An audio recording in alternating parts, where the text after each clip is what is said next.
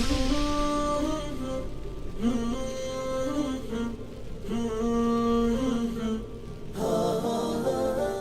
alhamdulillah, wa salatu wa salam ala rasulillah wa ala alihi wa sahbihi wa man wala. Amma ba'd, we continue with Iqtidaa-ul Ilm al Amal, that knowledge mandates action, and there aren't too many chapters left. So we ask Allah subhanahu wa ta'ala to benefit us with what we have taken so far and to benefit us with that which is to come. We are up to the chapter, those who dislike learning grammar, Nahu, due to what that breeds from arrogance and pride. And Nahu is a science from the sciences of the Arabic language. Nahu is a science from the sciences of the Arabic language. And so, some of the ulama in the past, they disliked learning Nahu, or the extreme focus on Nahu, where a person becomes arrogant because of it. Who can tell me of a problem that if a person reads that title or some of the statements that we're going to read by itself, where they can go wrong, where they can misunderstand? Yeah, what could they come up with? What could they misunderstand from that title or from these statements? That some of the ulama dislike learning Arabic grammar. That's bad. Okay, that is bad. Or they get some of these statements about that we're going to go through, and they misunderstand. Just like they misunderstood matters to do with the study of the science of hadith, they can easily misunderstand also learning the Arabic language. Learning the Arabic language is one of the most important things a Muslim can do. And it's one of the things that actually beautifies a person and helps him with his religion, because he's able to understand the Quran in the language that it was revealed, and able to understand the ahadith in the language that the Prophet ﷺ spoke. And for a student of knowledge especially, the Arabic language is the first step if he wants to get to a proper level of knowledge. Person who wants to just learn the basics of his religion, does he need the Arabic language? No. But if a person wants to get to the higher levels of Arabic language, the higher levels of Islamic knowledge, does he need the Arabic language? 100%. 100%. And the higher you want to go, the stronger your connection to the Arabic language needs to be. And some of the ulama said that depending on your level of Arabic, your Islamic knowledge will be. You want your knowledge to be, for example, T1, your level of the Arabic language needs to be T1. And the ones that their Arabic language is weaker, they're going to be weaker in Islamic knowledge. Weaker, they're going to be weaker in Islamic knowledge. Some of the ulama said the first condition for a person to be a mujtahid, and this is very important, the first condition for a person to be a mujtahid in Islam, a person who is able to look at the Quran and Sunnah and derive rulings, the first condition is that they are experts in the Arabic language. They are very strong in the Arabic language. That's the first condition. So if a person cannot read and write Arabic and is looking at, for example, English ahadith or English translations of the verses, he's not allowed to go and make his own understanding from the ayat and the hadith. He's not allowed. Why? Because you haven't understood it in the language that it came.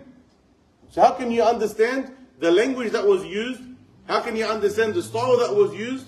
How can you understand the intent of the words? How can you understand the context, etc., if you haven't understood the words of the Prophet ﷺ or the words of Allah Azza wa Jal as they were revealed? A person needs to be very careful how they study Islamic knowledge. That's why we said, but previously, if you take things out of context, this could lead you down a very, very, very bad path. And those that try and study the religion by themselves, they fall into this trap a lot. A lot. You need to study the religion with a teacher. You need to. And that teacher should take you step by step through Islamic knowledge. And when it comes to reading books, especially the books of people of the past, the ulama of the Salaf, etc., you don't understand necessarily their style. Or they're writing about a certain topic. You don't understand how they are writing. If you get a contemporary book, they will speak in a language very similar to how we explain. So they won't put chapters like this. Or if they were to put a chapter like this, they will explain in the first paragraph that please understand that our intention is not to smash those who study the Arabic language or to say that the studying of the Arabic language is bad. That's the first thing they're going to start with. But the ulama of the past, they would do what's called sard. They would get the narrations and they would put it all together. They just write it all down. They want you to understand a certain point which you understand. Why? Because you're a student of knowledge. But we don't have, unfortunately, that higher level of knowledge, and so we need to ensure that we have teachers to teach us these topics. Just like if you look at many of the ulama when they write books of tariq, write books of history. So they might bring narrations that the Shia use. And sometimes when the Sunni and the Shia are debating, they'll come and they say, oh look, Al-Tabari is one of your scholars, or Al-Tabarani, one of your scholars, or Al-Bukhari, one of your scholars. He writes in his book this narration. And that narration, for example, could be something that would make the Shia look right. And we say, these are history books where they put absolutely everything in, right and wrong, and they don't give explanation of it. Why? Because the alim who comes knows that the chain of narration aslan is weak. The chain of narration is weak. So you wouldn't use it in the first place. Why did they put it in there? Because this was their style. They are preserving knowledge. So they put absolutely everything in there in order for you to know this exists, but it's incorrect. This exists, but it's incorrect. That was their style of how they used to write. That's why you have the specific books that are known as, for example, as-Sihah, like Sahih Muslim, Sahih Bukhari. Why are they known as the Sahih Muslim, the authentic book of Sahih Bukhari or Sahih Muslim? Because they specified that we are only going to put authentic narrations in these books. Go to Sunan Al-Tirmidhi, Sunan Abi Dawud, Sunan An-Nasaa'ee. Go to these books and you're going to find authentic narrations and weak narrations. Because they didn't hold themselves to that higher standard. Why? Because they're trying to bring you all of the narrations that the ulama use regarding acts of worship, etc. All of the narrations that people use. Then it's your job as a scholar to know what's authentic from what's not authentic, and how to use both. Then you have, for example, a musnad, or you have a jamia, or you have a mustadrak, and you have all of these different types of hadith books, where some they will even put in it, fabricated a hadith. Not because they're saying this is good enough for you to use. These books are not written for you and I to go and say, I'm a mujtahid, I'm going to take the hadith that I want and use it how I want it. No. They're putting this narration because they are preserving knowledge. Then the scholar comes and he knows this is a weak narration from a strong narration. And if it's a weak narration, what's the level of weakness? Do I use it? Do I not use it? How do I use it? Etc. Same thing with these types of books. These are not written contemporarily or at our times in order for the layman to benefit. There are many books. If you go to Dar es-Salaam or any other bookstore, and you see the books that are printed new by mashayikh that I read our time, the majority of them, a person can pick them up and understand them. Very simple, a lot of them. Because it understands, the book when it's written, it understands it's writing for a certain audience. This is not just written for anyone to just come and pick up. This is written for a particular audience. And that's why if you want to study these books, you need to make sure that your understanding is correct. It's like when you read, for example, Ibn Taymiyyah's books, rahimahullah, and it will say, whoever does this is a kafir. You can't, as a layman, come and say, Ibn Taymiyyah said, whoever does this is a kafir. And that person does it, so Ibn Taymiyyah is saying he's a kafir. No. You have to understand the principles of takfir. You have to understand the principles of takfir. Ibn Taymiyyah is writing to who? For the layman to pick up this book and start saying takfir, takfir, takfir. No. He's writing it for the scholars. He's writing it for the students of knowledge. The student of knowledge automatically knows, in order for me to take this general ruling and apply in this specific case, there are conditions that need to be met. There are conditions that need to be met. Once those conditions are met, yes, then I can apply that he's a kafir. They know the difference between takfir aam and takfir khas. When you say something is kufr in a general sense, and then to specify, these are two very different things. But who knows that? The student of knowledge knows that. So you need to be very careful. Very, very, very careful. And this is what we said at the beginning of the course. Knowledge is like a weapon. It has to be in the right hands. Get a knife, for example, put in someone who's trained, someone who's mature, someone who's smart. He knows how to keep that knife protected. And knows how to protect others from that knife. And he knows when to use that knife and how to use it properly. Go give that knife to a 5-year-old kid or a 3-year-old kid. And what's going to happen? Big damage to themselves, to others, to the furniture, etc. Same thing with knowledge. Knowledge is very dangerous in the wrong hands. Very dangerous. Some of the scholars actually disliked when the book started to become more widely spread. And at the beginning, In the time of the Prophet ﷺ and the companions, radiallahu anhum, there were books, there were writings. But knowledge was mainly memorized. In the time of the Prophet ﷺ, we know that the Quran was not compiled here in one book. It was memorized, all of it, yes. But it wasn't compiled in one book. There was a little bit here that companion read, that little bit there. The Quran was written on different places. In the time of Abu Bakr, the Quran itself was compiled into one book. As time went on, and the tradition went from an oral tradition, something which is memorized and passed on through speech, and it started to become a written tradition, something which is written down. Some of the ulama actually disliked that. Why? Because they said people who are not qualified are getting into knowledge. Imagine, from that time, some of the Salaf, they would say, people that are not qualified are getting into knowledge. This was when? All the way back in the time of the Salaf. When books were written. So their knowledge was much higher. But just because anyone can access, you have money, you go and buy a book. Even at that time, it was still hard for them to understand. Imagine now when you have things like Google. And worse than Google, now you got AI with like Chat, GTP, etc. Now these things are even worse. Someone puts in the title, write me a khutbah about the death of Al-Hussein radiallahu anhu. He doesn't know what information he's getting. Authentic, not authentic, Shi'i, not Shi'i, correct, not correct. He gets a prince, gives a khutbah. This is a very, very, very dangerous matter. Now, so it's extremely important that as a student of knowledge, you have teachers. You have teachers. And those teachers are going to guide you, inshallah, on what's right and what's wrong.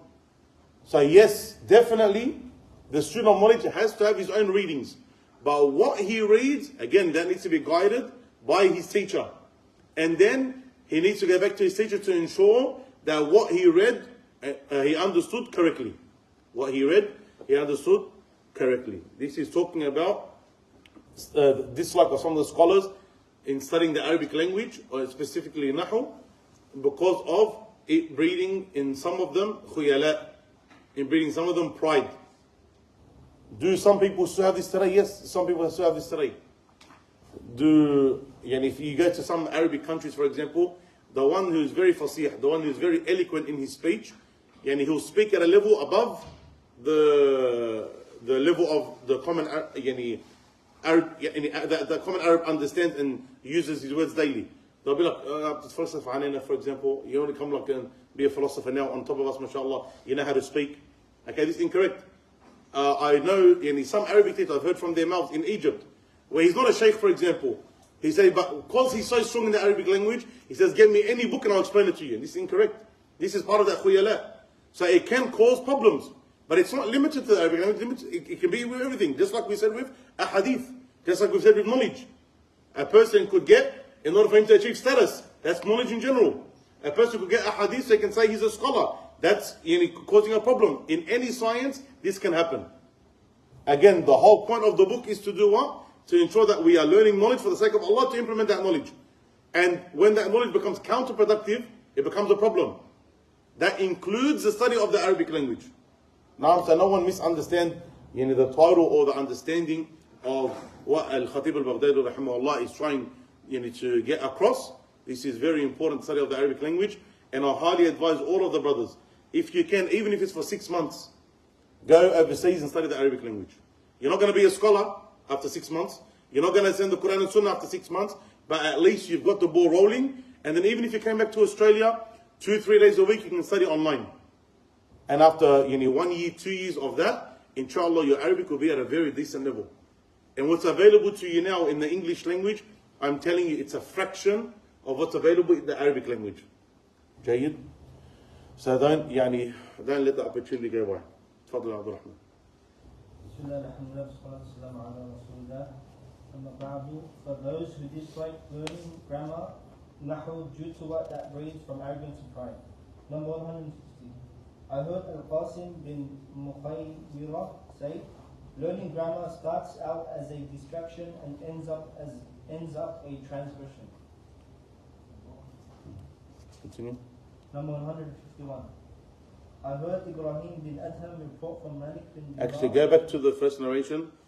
You say Abu Na'im, the Hafid, informed us, Abu Bakr, Muhammad bin Abdullah, Al-Fath, Al-Hanbali, okay, Muhammad ibn, here in Arabic, Ibn Al-Fath, Al-Hanbali, Okay, you see that in the first narration? This is, I pointed out why, so that no student of knowledge gets scared from madhahib. Throughout history, ulama are known as, they named them Al-Hanafi, from the Hanafi madhab, Al-Shafi'i from the Shafi'i madhab, Al-Hanbali from the Hanbali madhab, okay, Al-Maliki from the Maliki madhab. This is not an issue whatsoever. For a student of knowledge to have a madhab and to follow a madhab is not a problem whatsoever. Okay? When does it become a problem? When you get to a level where you are able to differentiate between what's more correct from a weaker opinion. When you get to that level, yes, you shouldn't follow an opinion because it's the madhab. If you're able to say, no, this is a stronger opinion based on the Quran and Sunnah. But when you get to that level, as for a layman saying, brother, I don't follow a madhab, this is incorrect. Well, this is ignorance. This is ignorance. And this is one of the things that unfortunately became very commonly understood in some Salafi circles, not all, some Salafi circles, where the fiqh approach of fiqh, it's called fiqh al-dalil, where they don't take the rules of a madhab, but they look into the Quran and Sunnah and try and understand it based on its apparent meaning. In matters of fiqh, not matters of aqidah, in matters of fiqh. This is an approach to fiqh. And it's closer to the Zahiri madhab. Whether they know or not, they're actually following a madhab. The ones that say, I don't follow a madhab, whether they know or not, they're following a madhab. And even if they think that they're not following a madhab, you have to have a madhab. You have to have a madhab. Why? Because how do you get to prove, to end results? You have to follow rules. Okay, for example, Tahiyyat al-Masjid. Tahiyyat al-Masjid. Okay, or qaza. Take an easier example. Qaza. To shave part of the hair and leave part of the hair. Is it haram or makruh? You have to have an approach. Some ulama said it's haram. Some ulama said it's makruh. They both go off one hadith. And Nabi sallallahu alayhi wa sallam naha al-qaza. And he told the young boy who came with qaza, half his head was, they left half his head and they shaved half his head. And he said, اتركوه كله أو احرقوه كله أو كما قال النبي صلى الله عليه وسلم, to the meaning, shave all of it or leave all of it. So you have a command and you have a prohibition. So some of the scholars said, because the Prophet ﷺ prohibited, it automatically makes it haram, which is a principle.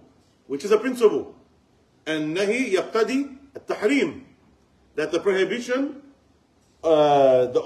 dictates that it's prohibited, unless another evidence comes to tell us that no, this is not haram, it's only makruh. This is one way of looking at it. The other ulama said, unless it's fi bab al-adab, unless it's to do with general etiquettes, general sitting, eating, drinking, etc., general etiquettes.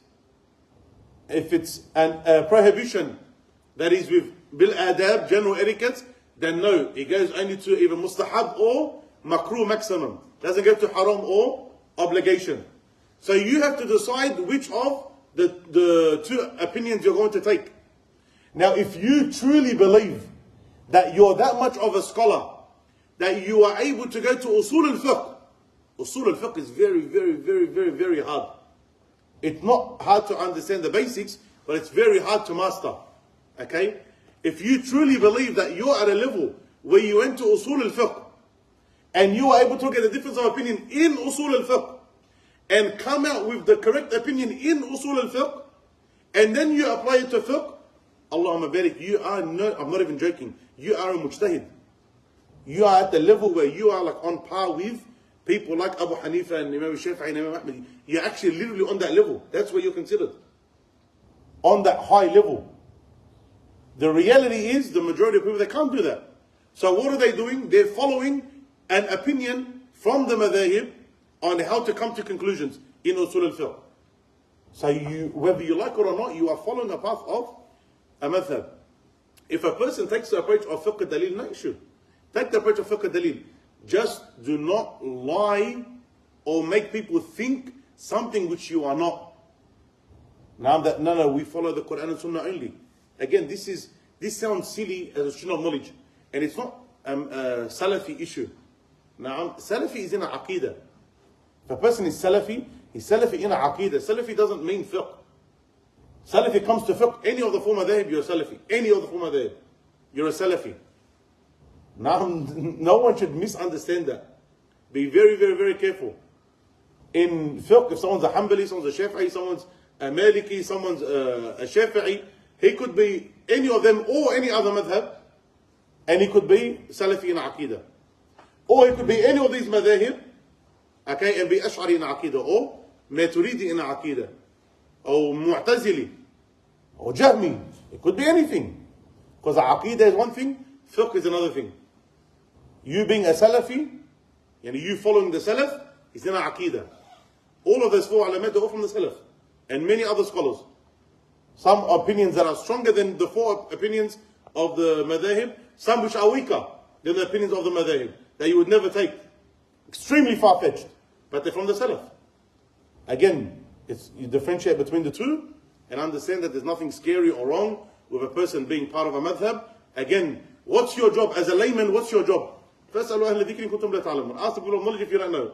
So if you believe in the knowledge, that the sheikh has enough knowledge, or the person that you're asking to be a sheikh, the person that you're asking has enough knowledge, and you believe that they fear Allah, and you believe that they're trustworthy with that which they told you, then you, with these three conditions met, you are able to ask them and able to take the answer from them. If you don't believe they have enough knowledge, or you don't believe they truly fear Allah, or you don't believe they're trustworthy in that which you're telling you, or you don't believe it's correct, then you're not allowed to take from their opinion. Now, so whether you ask a sheikh that's Hanbali today, you're allowed, and you take his opinion. Like for example, sheikh, does this break my wudu? Yes or no? And he gives you the opinion according to the Hanbali opinion. And then tomorrow you're at another masjid, and you made a mistake in your salah. Sheikh, he's Shafi'i. Sheikh, if I made this mistake in my salah, how do I fix it? And he gives you another opinion. You're allowed to do that. You're allowed to do that. Not picking and choosing. I'm saying you actually went and asked someone, and they gave you the answer, and they fulfilled those three conditions. You're allowed to do that. People again misunderstand a lot of these concepts, and these are big problems, especially when students of knowledge get these issues mixed up. We don't want to have these issues, we don't want to have these problems. We want to understand Islam properly. Your job as a layman is to ask a person of knowledge. That person of knowledge, you ask him, they meet those conditions, you're able to take it. If that means you followed a madhab, then no issue. No issue if a person follows that madhab. No issue at all. Jayyid, because you're following a person of knowledge.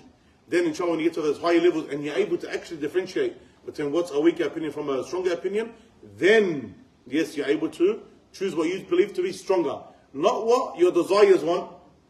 Not what your desires want. What you truly believe to be stronger based on the evidences that are there. Continue. Number 152 and 51. I heard Ibrahim bin Adham report from Malik bin Dinar rahimahullah that he said, a man would be encountered and he would not make grammatical mistakes with even one letter, yet his actions would all be full of mistakes. Again, that narration there is going to summarize what is intended by the chapter. A person, mashallah, tabarakallah, perfects the Arabic language, perfects it, does not make a mistake. Does not make a mistake. But when it comes to his actions are all backward and wrong. It's the problem. Just to give you an idea about Arabic grammar, so it's very, very, very easy to make mistakes in Nahu, in Arabic grammar. It's not like English. English, you have, for example, word structures. So you say, John painted the wall. You don't say, painted John the wall. Okay? Everyone knows this. Basic English, it's correct. In Arabic language, the end of the words, every single word has, pretty much, except for that which is mabni, this is different, but the al-kalimat al-mu'araba, the words that go under the Arabic grammar, or they're affected by Arabic grammar, which are the majority of words, at the end of every sentence could be different. Abdullah, you could say Abdullah or Abdullah or Abdillah. It was Abd and then Allah, two words. Abdullah or Abdullah or Abdillah. When do you say it? Every single time is different. Okay, Nasim. You could say Nasimu, Nasima, Nasimi. You could say Nasimun, Nasiman, Nasimin. How are you going to know which one to say? Depends on how it comes in the sentence, where it comes in the sentence. So if you were to say, for example, Nasim came in, you'd say, I'll say Muhammad. So no one thinks that. This goes obsessed. You say Muhammad. Muhammad came in. Muhammadun dakhul al-masjid. Muhammadun dakhal al-masjid. Okay? You say Muhammad came to the masjid because you begin with him. He's the mubtada. He's marfu'. Marfu' means with a dhamma. If you were to say, I spoke with Muhammad. تكلمت مع محمد. تكلمت مع محمد. After ma harf jar, it comes majur. كسرتين. Okay? I seen Muhammad. رأيت محمدا. Because مفعول به. I know it sounds like sihr now. When you study Arabic, inshallah, it will all make sense. The point is, the one word is going to come in different sentences. That one word is going to come in different sentences and different ways, and different ways of saying that. So you'll get people who, if I say, Muhammadan dakhal al-masjid. Muhammadan dakhal al-masjid. For those that know the Arabic language, was that correct Nahwiyan? It was a big mistake in Nahu. Did you understand the meaning? You understood the meaning, but you just say, khalas, this guy made a mistake. Na'am. So what's better? For a person to say Muhammadan dakhal al-masjid and his prayer is perfect, or for a person to say Muhammadun dakhal al-masjid and his prayer is all over the place. Instead of praying towards the Kaaba, he's praying towards, for example, Beijing. Masalan. You're making a massive mistake. He's not you meant to pray this way, as an example. Or he makes a mistake in his salah, he doesn't know how to correct it. So what's worse, his mistake in Arabic or his mistake in the salah? His mistake in the salah. His mistake in the salah. So yes, while the Arabic language is important, don't give it more weight than it needs. Don't give it more weight than it needs. This is from the tahsiniyat. The tahsiniyat, which means the things which are better to have.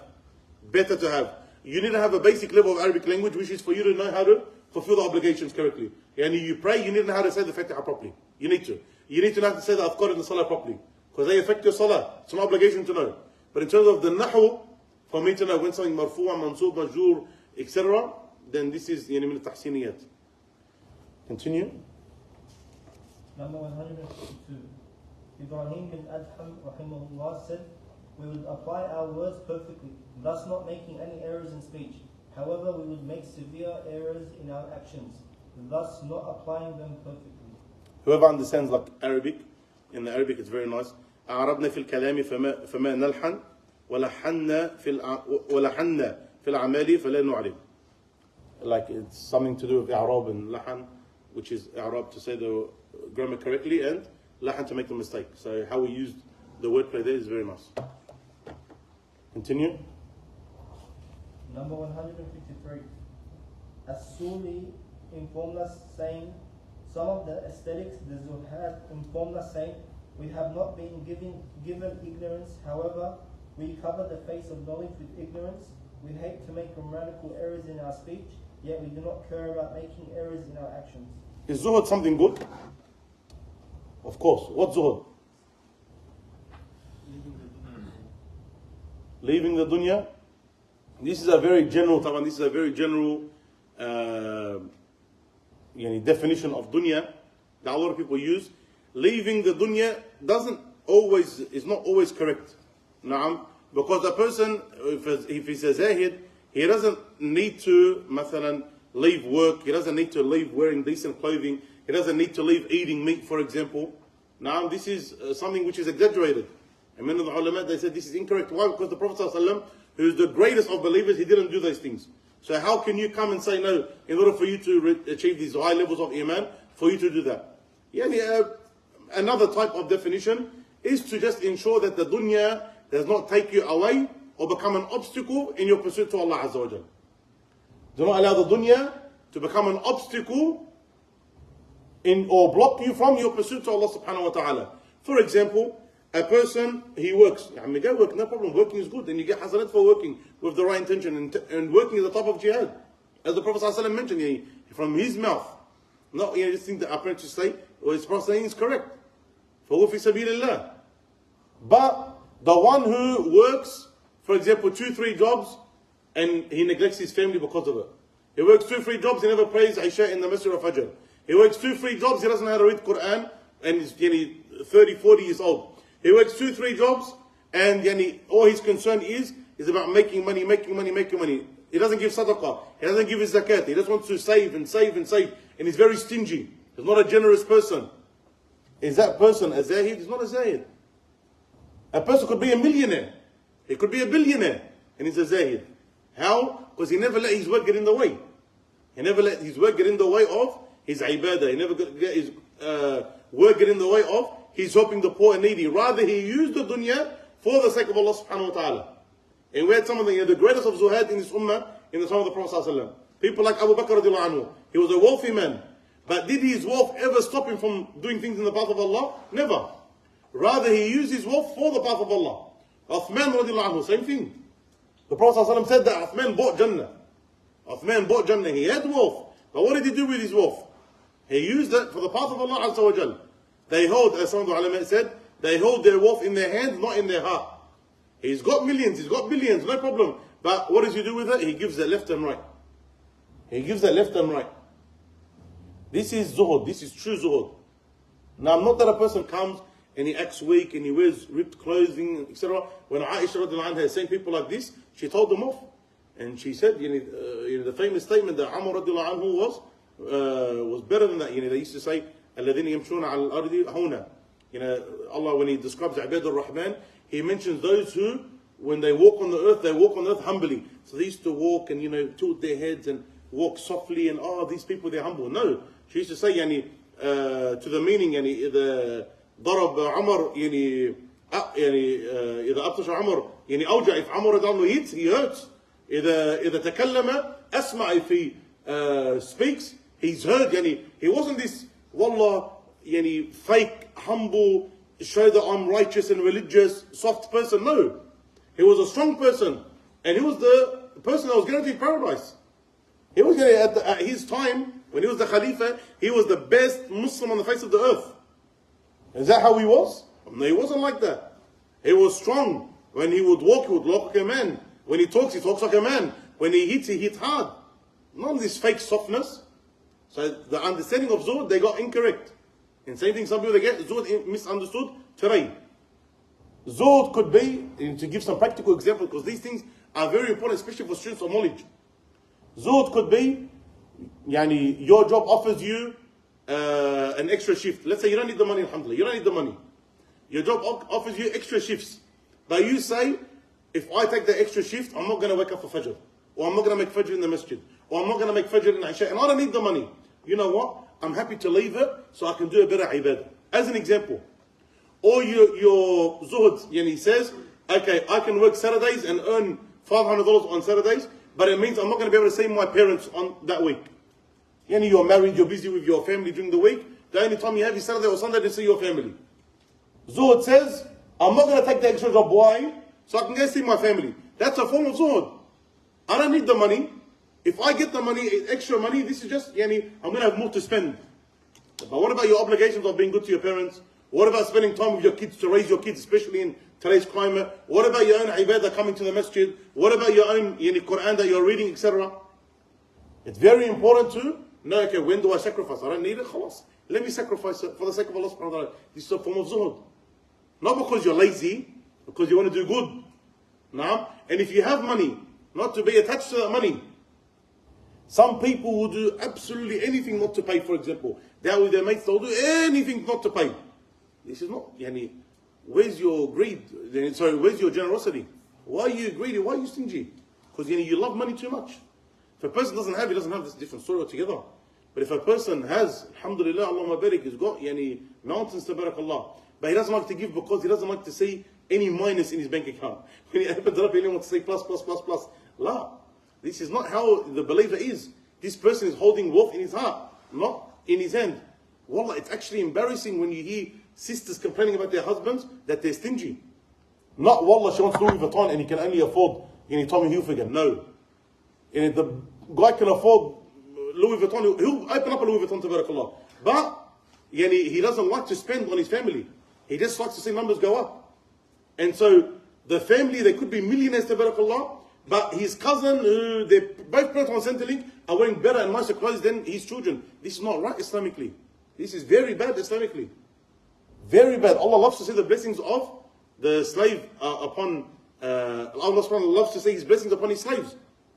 So you need to understand, okay, where's that balance?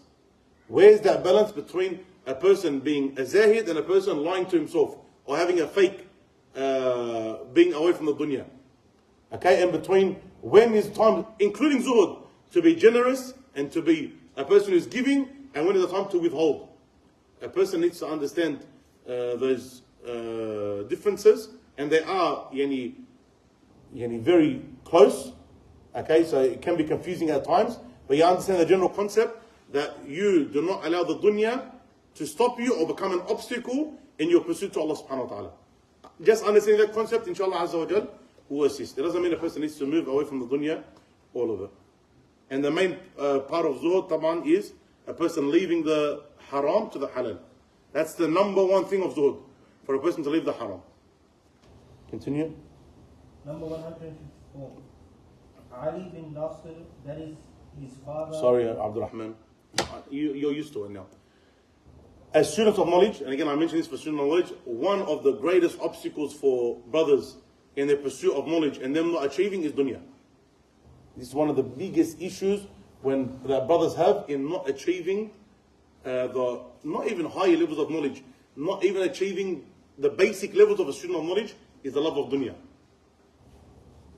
And then even if they achieve a decent level of dunya, brothers unfortunately not being able to let go of the dunya stops them in their da'wah. Stops them in their da'wah. In Australia, we have tens and tens of brothers that have graduated from Islamic universities, whether recently or even a long time ago. But because being a sheikh is not a very good paying job, I'm not saying the ones that needed to go and work, no. I'm saying the ones that had a choice. But you being a sheikh, you're going to get X amount, if you're going to get it, and you taking this job, you're going to get, for example, 90,000, 100,000 plus. Unfortunately, a lot of people chose the higher pay. I'm not saying the one that needed to, I'm not talking about them. And even if a person does it, we give them a billion excuses. Now we give them a billion excuses. We're not in that position, alhamdulillah, we thank Allah subhanahu wa ta'ala that we're not in that position. But many chose, in order to not put up with that little bit of hardship or that little bit of patience, other forms. Who ends up missing out? The community. The community. Now we don't have enough mashayikh, we don't have enough counselors, we don't have enough people judging between issues. We don't have these things. We don't have enough people planning for the future. We don't have that. Why? Because the ones that we do have, unfortunately, they're not there. Not because they're not there, literally, they're not there, unfortunately, in their capabilities, in their time. They're there, but they're busy doing other things. And this is very, very, very unfortunate. And again, in Sydney, our state is a billion times better than anywhere else. Go to Adelaide, go to Darwin, go to Perth. You think Sydney is Saudi Arabia. Now, you think Sydney is Saudi Arabia, alhamdulillah. It's very, very, very, very, very sad. Very sad. Allah understand. Don't forget that if you want to take those higher steps, higher levels of knowledge, inshallah. Continue. Number 154. I heard Muhammad bin Khalid narrated to us, Ali bin Nasr, that is his father, narrated to me saying, I saw Al-Khalil bin Ahmad during my sleep. So I said in my dream, I don't hold anyone to be more intelligent than Al-Khalil. Then I said to him, what did Allah subhanahu wa ta'ala do to you? He said, did you consider what we were upon from language and grammar? Indeed, there is nothing better than saying Subhanallah, Alhamdulillah, La ilaha illallah, and Allahu Akbar. Continue same narration. Next one is similar narration. Continue. 155. I heard Nasr bin Ali say, I heard my father say, I saw Al-Khateeb bin Ahmad in a dream. So I said to him, what did your Lord do to you? He said, he forgave me. I said, what were you saved by? He said, by la hawla wa la quwwata illa billahi al-aliyyil azim. I said, did you find your knowledge to be of any help? I meant by this the knowledge of prose, literature and poetry. He said, I found it to be like scattered particles of dust. Now, what was Al-Khalil is one of the great scholars of the Arabic language. And one of the great scholars of the Arabic language, and even one of the pioneers in many fields in the Arabic language. He's saying, I seen him in a dream, and I asked him, and this is a lot in the time of the Salaf, and even until now, the Prophet ﷺ told us that one of the parts of revelation that will remain is the truthful dream. And a lot of people, they do see this, and they ask, when it comes to dreams, we don't take rulings from dreams. Very important. We don't take rulings from dreams. This is one big difference between us and the Sufiya. some of the groups of the Sufiya, they'll take rulings from dreams. Or the Shia, a lot of people are innovation, including the Shia, they'll take rulings from dreams. For example, someone comes and says, Sheikh comes and says, I seen a dream. What was your dream? That we don't have to pray Friday anymore, we pray on Thursday, as an example. We say, Jazakallah khairan, put your dream in your pocket and leave it there. Now, don't ever talk about it again. This is not, we don't take rulings from dreams. Or someone saying in his dream, La ilaha illallah. Someone comes and says, oh, whoever says Subhanallah 500 times, he's guaranteed Jannah. We say, okay, is there a hadith for it? No. So we say, khalas, we're not worried about what your dream said then. We're not worried about your dream said. Things that come in the Sharia can never be changed in a person's dream. Now, but yustatnas biha. Okay, yustatnas biha means you can use it, you can use that dream to go in line with a meaning that's already there. Is doing dhikr an honorable act? Of course. So when they say, I seen Al-Khalid in my dream and I asked him, did you benefit from the Arabic language? Did Allah subhanahu wa ta'ala enter you into paradise and forgive you your sins because of your extensive knowledge in the Arabic language? Saying that wasn't what got me into the paradise, that wasn't what got me the forgiveness of Allah, but rather my tasbih and my tahmeed and my tahleel. Me saying subhanallah, alhamdulillah, Allahu akbar, la hawla wa la quwwata illa billah, etc. The dhikr of Allah subhanahu wa ta'ala. The dhikr of Allah, the acts of worship, that's what got me into Jannah. And again, we would say, yes, that meaning is correct. When you're studying the Arabic language in and of itself is not going to enter you into Jannah. To study the Arabic language with the right intention, then that's an act of worship. Yes, good, excellent. Like work. Work itself not going to get you in Jannah. But if you work with the right intention, you want to make halal money as opposed to haram money. You want to make halal money so you can help the Muslims. You want to make halal money so you can fulfill your responsibilities and obligations. Excellent. Your work becomes an act of worship. So yes, you get rewarded in that. But do we say to a person, your work is going to get into Jannah? We say you can assist with the right intention, but never neglect the direct acts of worship.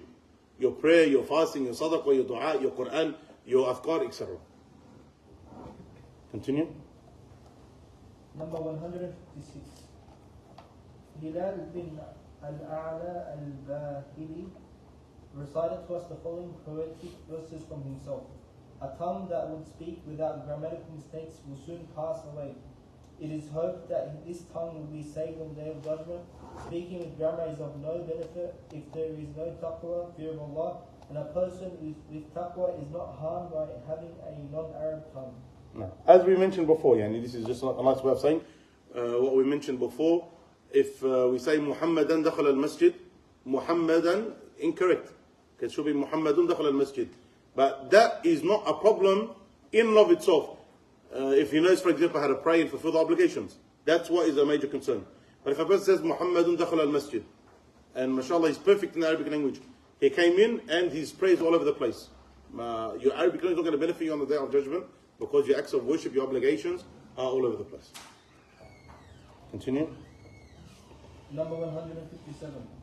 Muhammad bin Al-Mathna As-Simsar narrated to us saying, we were with Bishr bin Al-Harith Al-Muthanna. Muhammad bin Al-Muthanna No.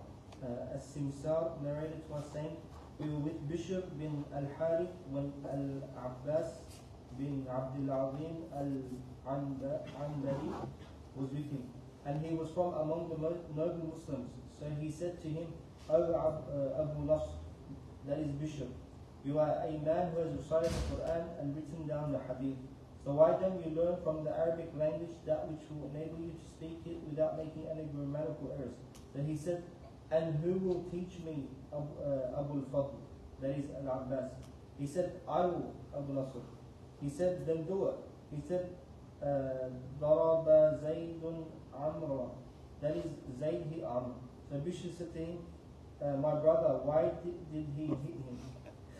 He said, oh Abu Nasr, he didn't really hit him. It's just an example that was created for learning Arabic. So Bishr said, this starts out with a line. I have learning for this. Firstly, not all of the scholars were perfectionists in every field. Many big ulama, they had issues in certain fields in Islamic sciences. Now, some of the famous ones, like even Al-Ghazali, he says that he had an issue with Nahu, that he just couldn't get Nahu. Naam, he struggled with it. And Al-Ghazali in Islamic sciences, forget the extreme Sufi stuff. Naam, and a lot of that, alhamdulillah, many of the ulama said Aslan before he passed away, he repented from a lot of this. But put that aside, from a lot of things like Usul al-Fiqh, etc., he was very good. Like his book Al-Mustasfa is like one of the leading books, if not the number one book, that ulama will go back to for Usul al-Fiqh. He says in Arabic language, in Nahu, he struggled a lot. He struggled a lot. Imam Malik, and Imam Malik's example will come with us, also was accused of, people used to say as a deficiency in Imam Malik was that he wasn't the best in the Arabic language. In Nahu, he knew the words, he knew the meanings, you understood what he was saying. But was it perfect when it came to grammar? No, it wasn't. Naam. So a person, if he's got a deficiency in a field in the Islamic sciences, doesn't mean he's a write-off in everything. Doesn't mean he's a write-off in everything. Right now you have scholars that they're excellent in fiqh, but come to aqidah or tafsir, they're not strong. Doesn't mean that he's a write-off, no. And you have vice versa, you have some ulama in aqidah, they're excellent, but in fiqh he's not the strongest. Doesn't mean he's a write-off. Again, we need to learn how to have adab with the ulama. We need to learn how to have adab with the ulama. Yes, this is his specialty, this is his field. Doesn't mean, wallah, he's bad in everything else. Maybe I'm not going to go and learn fiqh from him, no problem. I'll learn aqidah from him, he's still a very honorable person. And so some of the ulama, they did have these deficiencies. Some of the ulama of hadith that had this deficiency, they would respond with some statements like this. Zayd and Amr, they used in Nahu a lot. They used in Nahu a lot. So all the examples, you'll see, Ra'a Zaydun Amra, okay? And Daraba Zaydun Amra, etc. You see, they used a lot. So, this is just, his funny response. I mean, why did he hit him? Why did he hit him? It's not real, it's just an example. It says, khalas, it's all because of, I don't want it. Okay, I don't want it. Again, we say, as a student of knowledge, that this is something that's very important for a person to have, at least the basics of the Arabic language. So, he can get to those higher levels of understanding the Islamic texts, inshallah, as they were revealed. And it is a beautification for a person. It is a beautification that they can read and talk properly when it comes to the Arabic language. Continue. Number 158.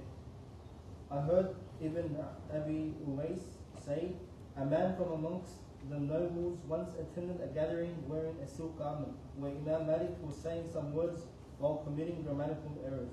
So the nobleman said, didn't the two parents of this man have 2 dirhams, which they could spend on him to teach him some grammar?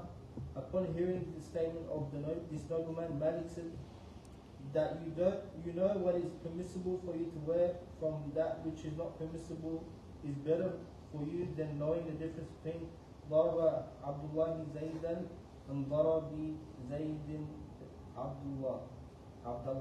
No.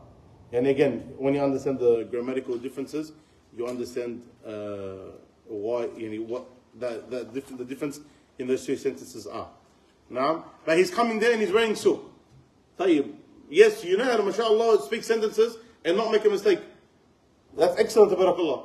But isn't it better for you, what's worse? Me not knowing simple differences in the Arabic language, or you not knowing that silk is haram to wear? What's worse? I'm not going to get sinned if I make simple mistakes. Now I say Muhammad al-Dakhal al-Masjid, I'm not going to get sinned for that mistake. But you wearing silk, you're getting sinned. Now you're getting sinned. But this is something that, again, don't misunderstand the purpose of the chapter. The purpose of the chapter is talking about the dislike of some of the scholars when it comes to learning the Arabic language because of it breeding arrogance and pride in some of the people that do so. Some of the people that become specialists in it. If a person learns sincerely for the sake of Allah subhanahu wa ta'ala and he implements that knowledge, or he's humble, he remains humble with that, then this is something excellent and it's needed. Just like with hadith or fiqh or any other science. Now, and be very careful not to misunderstand the point that the ulama are trying to make, and be very careful, and I mention this because a specific incident happened recently, be very careful not to take part of the words of the ulama and leave other words of the ulama. If someone came and used this chapter, okay, in order to smash the importance of seeking the Arabic language. A person can go and get a whole book on the ulama talking about from the Salaf, from the companions of the Prophet ﷺ down. They could get a whole book showing the statements about the importance and the need and the beautification of studying the Arabic language. Okay, so you have to have in context. Understand the statements like this, and there's a mountains of statements like that. What was the specific incident? Recently someone sent me a link of someone that was smashing Abu Hanifa rahimahullah. Yani I'm not sure what he had against Abu Hanifa. Usually it's again the brothers that fail in the Arabic language, they'll talk about things like this. Now someone was coming and he smashed Abu Hanifa, and he got this like whole bunch of scholars that spoke against Abu Hanifa. I said, yeah, no problem. Okay, but let him get the scholars, many of them the exact same scholars that also praised Abu Hanifa. At the beginning, when the people didn't know who Abu Hanifa was, yes, there was a lot of very stern words against Abu Hanifa. When they knew what Abu Hanifa was, who he was, and when he repented from some of the mistakes that he had, let them go and get the praise of Abu Hanifa by the other scholars and by many of the same scholars themselves. If you take one part and you want to say one side of the coin, then you're going to have problems Islamically, and you're never going to be just. And when you're not just, you can never be upright. Again, as students of knowledge, we don't want to make this mistake. This is why it's so important to have upright teachers. May Allah Azza wa Jalla bless us with them and make us from amongst them. هذا والله أعلم. صلى الله عليه وسلم محمد وعلى آله محمد وصحبه أجمعين.